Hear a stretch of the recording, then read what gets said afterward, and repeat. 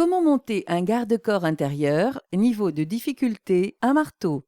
Élément de sécurité indispensable, le garde-corps sait aussi jouer l'élégance et participe au décor. Avec les systèmes en kit, l'installation est à la portée de tous et s'adapte à toutes les configurations.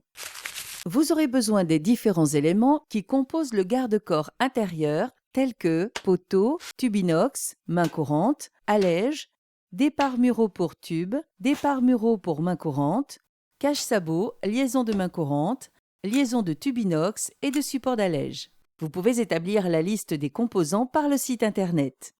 Prévoyez également de l'adhésif de masquage, des tire-fonds, des chevilles et des vis. Munissez-vous d'un crayon, d'un mètre, d'un niveau à bulles, d'un cordeau à poudre, d'une perceuse à percussion, de forêt, d'un marteau, d'une scie à métaux, d'une boîte à onglets, d'une clé à laine et d'une clé à cliquet. Norme de sécurité NF P01-012.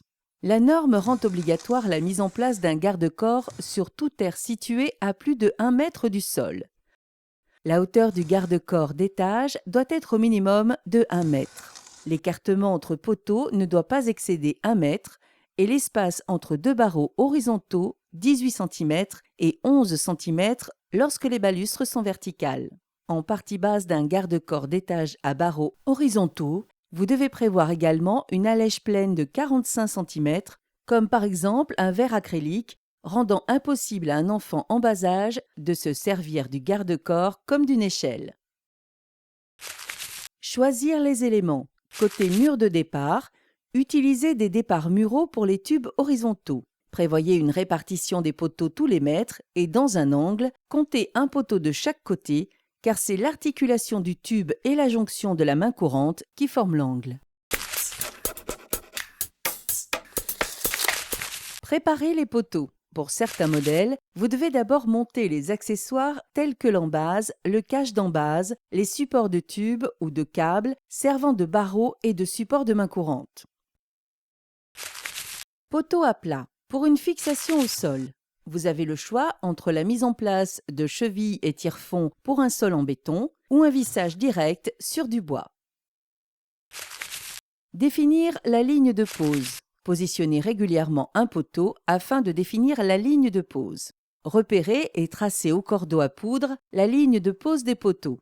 Positionnez l'embase du premier poteau à 1 mètre du mur de départ, puis marquez les points de fixation. Percez et fixez l'embase.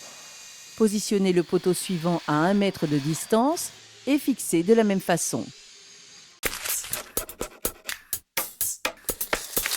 Repérez la hauteur de départ. Placez dès à présent les cache-sabots. La hauteur des supports de la main courante est réglable. Ajustez selon vos besoins. Engagez le tube de main courante sur ces supports en bout de poteau. Placez dessus un niveau à bulles et repérez d'un cercle le départ du tube sur le mur. Le départ de la main courante. Présentez le départ de main courante sur le mur, bien centré par rapport au tracé. Marquez le point de fixation, puis percez et chevillez. Équipez le bout du tube de main courante de sa douille de fixation. Avancez le bout du tube et engagez la douille dans le départ mural. Bloquez avec la clé à laine. Fixez la main courante. Sur la main courante en alu poli, une simple clé à laine suffit pour bloquer les platines support dans la gorge du tube. Il existe des pièces pour une liaison bout à bout, une liaison d'angle ou simplement un embout de terminaison. Côté coupe, pour obtenir une belle finition, il est conseillé de couvrir la zone de coupe avec de l'adhésif de masquage et de scier dessus à la scie à métaux et une boîte à onglets.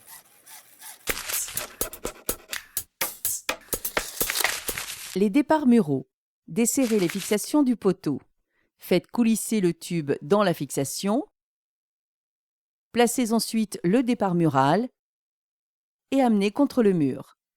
Vérifiez son horizontalité au niveau à bulles et tracez le contour du départ sur le mur. Retirez le tube et sortez le départ mural. Plaquez ce dernier sur le cercle de repérage. et marquez le point central de fixation sur le mur. Percez, engagez la cheville, puis vissez le départ mural. Procédez de même pour les autres départs muraux. Fixez les tubes. Poussez à fond dans les départs muraux et bloquez avec la clé Allen. Bloquez également contre les poteaux en serrant les platines à la clé Allen. Pour recouper les tubes à vos mesures, utilisez une scie à métaux et une boîte à onglets. Couvrez la zone d'un adhésif de masquage, comme pour la main courante.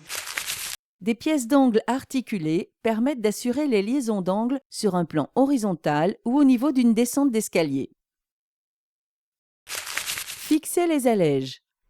Pour être en conformité, vous devez fixer des plaques d'allège, comme ces plaques d'acrylique, à l'aide des fixations adaptées. Rapide à monter, le garde-corps peut aussi être prolongé dans la montée d'escalier avec main courante assortie. Une question, un doute, un conseil? Contactez le 0810 634 634.